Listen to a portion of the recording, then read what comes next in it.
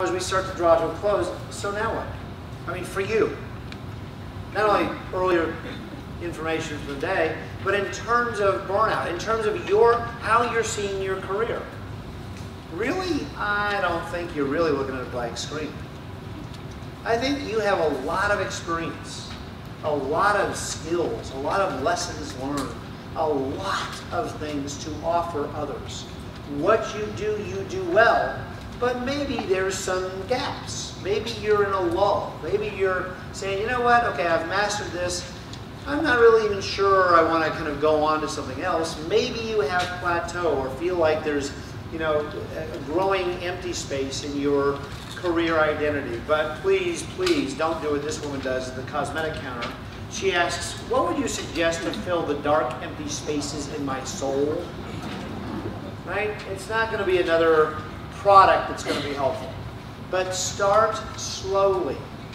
Start small and just spend more time reflecting. Maybe some of this fatigue is an opportunity for me to be still and say, okay, so what do I want to do? What's my next goal? And gradually, realistically, how do I get there? But realize, you know, you can be a little too slow in your goal setting. Husband tells his wife, my doctor told me to start an exercise program very gradually, so today I drove past a store that sells sweatpants. That's a little too slow. Think of this differently. Do you have enough dopamine circulating? What we know from research is that when dopamine is low, turns out you're more susceptible to immediate gratification. That donut, that extra 3-hour nap on the couch, all those things that we know kind of probably are not good for us, they are much more attractive when dopamine is low. But if we have adequate levels of dopamine, then you allow your prefrontal cortex to do its job. That is, let me kind of deliberate. Here's a complex problem that I want to really solve about how do I get more energy. Am I doing things that I really want to do in my life? Can I delay gratification because that goal is so important to be so satisfying that I can temporarily put this short-term reward aside? And realize that memory, actually, when we're thinking or remembering something that happened in the past that's emotionally neutral, we have some elevation of dopamine neurons firing. You know, you're thinking about what you wore yesterday for clothes, what you had for breakfast on Saturday. More of the dopamine neurons fire when we're actually recalling something pleasurable in the past. That vacation we took, that success we had in work or in our personal life. But understand the research shows that the greatest firing of dopamine neurons actually occurs when we consider the opportunity for novel pleasure. Something that would be new, interesting, engaging, lead us to feel joy or happiness. So for just the next minute, consider, have there been things that you have told other people, you know, yeah, I really want to go there. I want to take that trip. Yeah, I've always wanted to do that.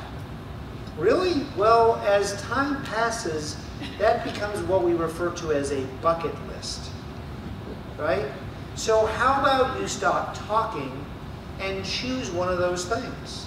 To say, okay, maybe I'm going to commit 2 hours a month to finding out how much would that trip cost. How can I make it, you know, as low cost as possible? Who do I want to go with? Do I want to go alone or with someone else? Maybe I'm actually, all I'm going to do between now and Thanksgiving is open up a savings account and dump 15 bucks a week in. Maybe I should figure out how much time off I need, and is this realistic to think for 2013? Maybe 2014 is what I'm shooting for. Make that planning of that trip, that enjoyable activity, increases firing of dopamine neurons. Another way to think about increasing dopamine is keep a gratitude journal. Really interesting data emerging showing that if just at the end of each day you keep a spiral notebook or something and write down 2 or 3 things that you were grateful for that happened today. Could be, I'm grateful that I had quick enough reflexes that I avoided that accident on the freeway this morning.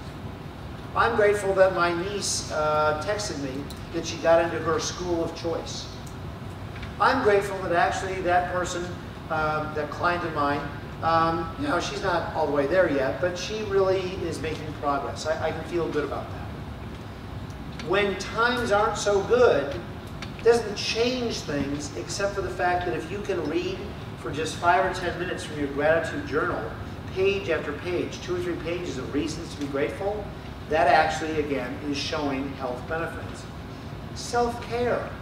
Really, we don't have enough time?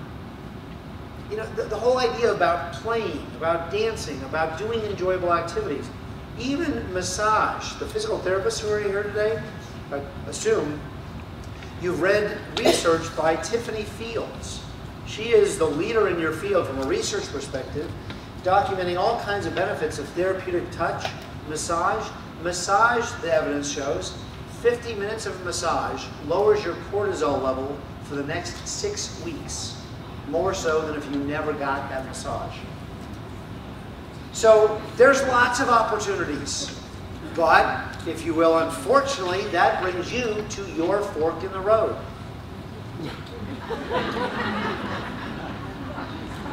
I've been told it would be easier choice if we added wine to the cheese and crackers, right? So, as we wind down now, where's your motivation? So what?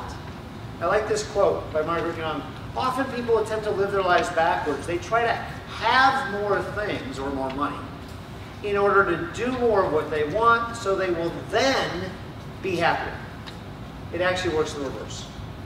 You must first be who you really are, then do what you need to do in order to have what you want. What I want you to do right now is think, what is your goal? Here it is, right here, right now, poof.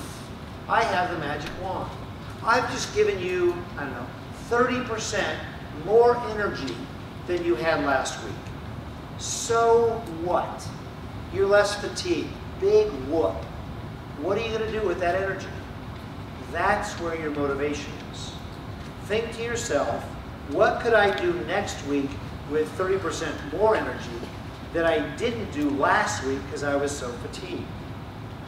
Once you can identify it, that's what you're working for. Once you do that, that's your motivation. Then think back through all the material and ideas that I've presented today, all the research, and pick 3 behaviors that you think most interfere with your energy level. It could be acceptance commitment therapy, mood management in terms of meditation, Qigong, any of those things. It could be sleep medicine. All you're going to do, maybe, is keep a sleep diary for 3 or 4 nights and calculate your sleep efficiency. Maybe it's walk after dinner for 20 minutes, just 2 nights a week. Maybe it's drink more water. I look at my nutritional log and see, what did I circle earlier today? What can I do? Now, once you identify those 3 things, I'm telling you, just write on a piece of paper what your intention is for next week. I plan to have 1 more bottle of water each morning and afternoon at work. Or I'm going to keep a sleep diary, calculate my sleep efficiency between now and the weekend. I'm going to actually sign up for a class before Thanksgiving that is Tai Chi or yoga class or whatever that might be.